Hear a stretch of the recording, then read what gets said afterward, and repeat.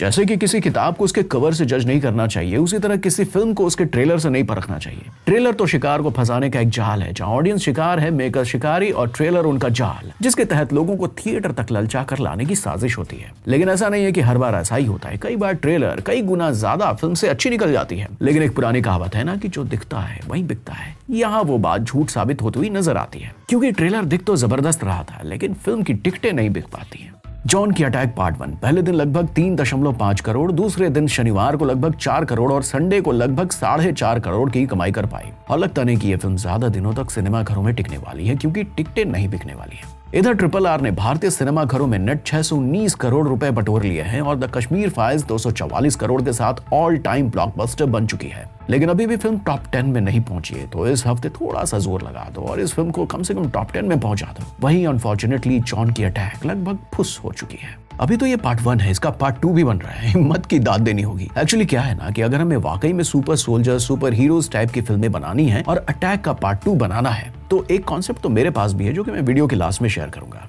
वैसे अटैक का कॉन्सेप्ट खुद जॉन का था, जो कि बढ़िया था। फिर भी फिल्म का बिजनेस देखकर लगता नहीं कि गाड़ा जी सेकंड पार्ट पर भी पैसे लगाएंगे। वैसे जॉन ने भी फिल्म पर पैसे लगाए हैं और इसका बजट प्रमोशन को मिलाकर 65 करोड़ के आसपास है, जिसमें जॉन खुद 25 करोड़ सैलरी प्लस प्रॉफिट रखेंगे।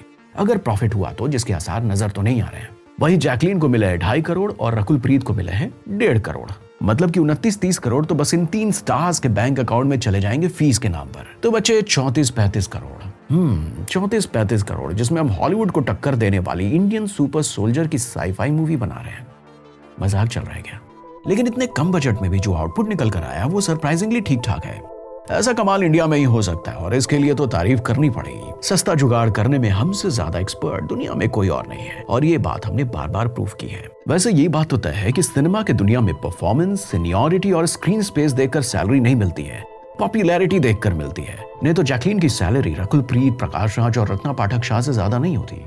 दैट्स नॉट फेयर, ये तो चीटिंग है। 9 से 6 जॉब करने वालों से पूछो, वो बताएंगे उनका परफॉर्मेंस के नाम पर कैसे काटा जाता है। यहाँ परफॉर्मेंस की वैल्यू नहीं है तो फिल्मों में क्वालिटी कहां से आएगी? फिल्म को वर्ल्ड वाइड 2000 स्क्रीन मिले हैं, जो कि बहुत ज्यादा नहीं है, और फिल्म को हिट होने के लिए बॉक्स ऑफिस पर कम से कम 65 करोड़ कमाने होंगे। तो ये मिशन तो इम्पॉसिबल लग रहा है। खैर, बजट से आगे बढ़ते हैं। देखो भाई साहब, इंडिया में ना 3 तरह की ऑडियंस होती है।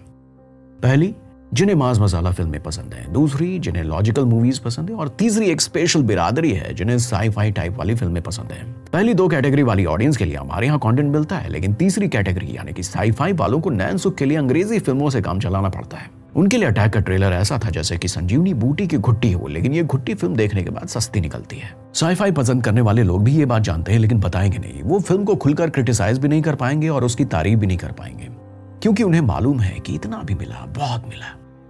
मैं उनका दुख समझ सकता हूँ। साई-फाई मूवीज का हिमायती मैं भी हूँ, इसलिए बजट, राइटिंग और स्क्रीन प्ले वाली प्रॉब्लम को सॉर्ट आउट करना पड़ेगा। फिल्म बनाने वालों को अपने मन से ये डर निकालना होगा कि ऑडियंस इस तरह की फिल्मों को फ्लॉप करवा देगी। एक बार ढंग से ट्राई करके तो देखो, रिस्क लेकर तो देखो। रिस्क है तो इश्क है, ऑडियंस का इश्क पाना है तो रिस्क तो लेना ही पड़ेगा ना। साथ ही ये क्लियर कर दूं कि अगर मैं इस फिल्म को क्रिटिसाइज कर रहा हूं तो बस इसलिए क्योंकि मुझे इस जॉनरा से बहुत प्यार है और मुझे भारत में भी आउटस्टैंडिंग साई-फाई और सुपर हीरोज वाली फिल्में देखनी है। So take it positively. वैसे अटैक हॉलीवुड की कई फिल्मों से मिलती जुलती लगती है। थोड़ा इधर का माल उठाया गया है, थोड़ा उधर का माल उठाया गया है, जैसे कि अपग्रेड, यूनिवर्सल सोल्जर, ब्लडशॉट, रोबोकॉप वगैरह वगैरह। अगर आपने ये फिल्में नहीं देखी है तो कम से कम मार्वल की फिल्में तो देखी होंगी ना। तो जब आप अटैक देखेंगे तो आपको लगेगा कि कैप्टन अमेरिका की बॉडी में जार्विस का फीमेल वाला वर्जन डाल दिया गया है। मतलब कि ये नया कॉन्सेप्ट सिर्फ इंडियन फिल्म इंडस्ट्री के लिए है, ऑडियंस के लिए नहीं। ऑडियंस कई बार ऐसी फिल्में देख चुकी है, लेकिन फिर भी जॉन के इस डेयरिंग अटेम्प्ट के लिए तारीफ तो बनती है। वैसे भी स्टोरी लिखने वालों को लोगों की शिकायतों को ध्यान से सुनना चाहिए। लोगों की शिकायत है कि फिल्म में जबरदस्ती का लव एंगल क्यों डाल दिया है। जरा सोचिए, बेचारे बिना गर्लफ्रेंड वाले लड़कों को कितना बुरा लगा होगा जब जैकलीन बस 2-4 डायलॉग्स में जॉन की बाहों में झूलने लगती है और उसे किस कर बैठती है। ये तो लाखों नौजवानों की मेहनत पर लानत जैसा है, जो दिन रात सिर्फ एक गर्लफ्रेंड मिल जाए की दुआएं मांगते रहते हैं। वैसे भी जैकलीन का काम पिछली कुछ फिल्मों में बस एक लव सॉन्ग गाना और मरना ही रह गया है। रिसेंटली बच्चन पांडे में भी तो यही हुआ था ना। रकुल प्रीत द साइंटिस्ट के कैरेक्टर में थोड़ा और डेप्थ डाला जा सकता था, फिर भी she has done her job fine. Ratna Pathak Shah और रजित कपूर को हर फिल्म में टाइपकास्ट और अंडर यूज किया जा रहा है। जॉन को छोड़कर सिर्फ प्रकाश राज ही अपने किरदार के साथ जस्टिस कर पाए हैं। लेकिन सबसे बड़ा वीक पॉइंट है वीक विलन। अरे हमारा लेवल थैनोस का ना सही, कम से कम रेड स्कल के लेवल का तो होना ही चाहिए। हम एवरेज वीएफएक्स से काम चला लेंगे, बजट की प्रॉब्लम हम समझते हैं, लेकिन एवरेज कहानी से कैसे काम चलाएं? फिल्म की अच्छाइयों की बात करूं तो फिल्म की एडिटिंग बहुत क्रिस्प है और फिल्म का पेस मस्त वाला फास्ट है। साथ में जो बैकग्राउंड म्यूजिक है वो अल्टीमेट है। यंग और अवार्ड विनिंग म्यूजिक डायरेक्टर है तो बैकग्राउंड तो मस्त होने की उम्मीद हमने पहले से कर रखी थी, लेकिन यहाँ भी झोल हो गया। म्यूजिक को सही जगह पर इस्तेमाल नहीं किया गया, सही जगह पर चिपकाया नहीं गया। यार ये म्यूजिक पेस्टिंग का काम किसको दिया था? पार्ट 2 में उसे चेंज कर देना भाई। मतलब क्या चल क्या रहा है? पोस्ट प्रोडक्शन वाला काम तो बढ़िया ढंग से किया जा सकता था। बाकी फिल्म जॉन की है और जॉन एकदम धांसू सुपर सोल्जर लग रहे हैं, लेकिन हमें पार्ट 2 में अगर पार्ट 2 बनी तो अपग्रेडेड जॉन चाहिए विद मोर पावर्स। एक्शन पसंद करने वालों के लिए ये फिल्म रिकमेंडेड है, बस ज्यादा लॉजिक मत ढूंढना। ईरा जो कि फिल्म में एआई है उसकी बातें सुनकर आपको कभी कभी हंसी आ सकती है। बाकी लास्ट में बस यही कहना है कि मेरे पास भी सुपर सोल्जर को लेकर एक कॉन्सेप्ट है जो कि मैं आपके साथ शेयर करना चाहता हूँ। अगर जॉन भाई सुन रहे हैं तो वो भी सुन ले। पहली बात कि हमें हॉलीवुड को कॉपी करना या जबरदस्ती उनसे इंस्पायर्ड होना छोड़ना होगा।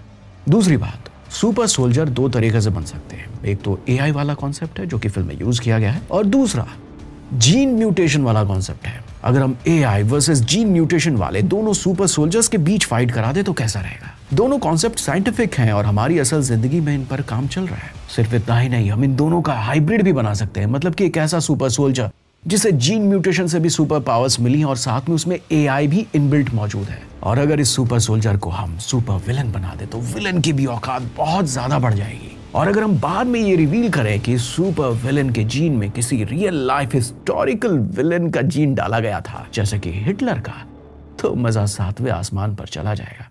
तो कैसा लगा मेरा आइडिया? लेकिन अगर मेरे कॉन्सेप्ट पर फिल्म बनानी है तो थोड़ा रोकड़ा इधर भी भेजना होगा। और हाँ, प्लीज फिल्म का बजट अच्छा रखना। अगर आपको भी मेरा कॉन्सेप्ट अच्छा लगा हो तो जॉन भाई को बता दें। चैनल को सब्सक्राइब करें, हमें डीएम करने के लिए इंस्टा पर भी फॉलो करें। कमेंट सेक्शन खुला है, लोकतंत्र है, अभिव्यक्त करें। अपना ख्याल रखें, खुश रहें।